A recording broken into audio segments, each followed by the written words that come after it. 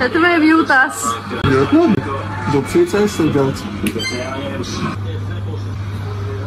Tagad mēs jums parādīsim bildēs, kā mēs izskatāmies pirms un pēc solārija reizēm.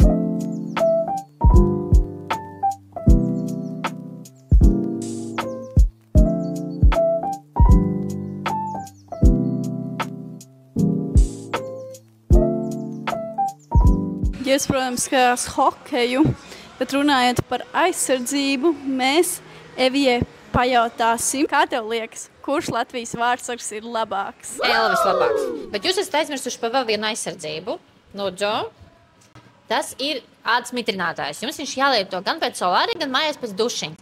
Viņam ir arī caurspīdīgi bronzdarīši, līdz ar to tas jūsu brunu viņš pastiprināsies un turēsies arī ilgāk. Obligāti lietojiet. Evija teica, ka krēms ir jālieto arī pēc sauļošanās uzreiz, un es jūtu, ka man ceļas āda ir diezgan sausa un jūtīga, tāpēc mēs uzklāsim krēmu.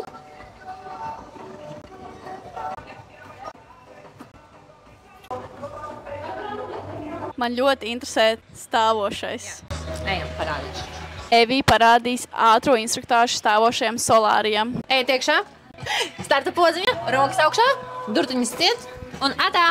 Tas bija mums ātrāk. Ko darīt, ja man seja jau ir pietiekami brūna, bet man gribās stāvošo? Ka viņam lampas nevar samazināt, uzlikt vielīti uz galvas un ar cepurīti. Tad vismaz es tā daru parasti. Tad tu stāv tāds ar dvielu virs galvas.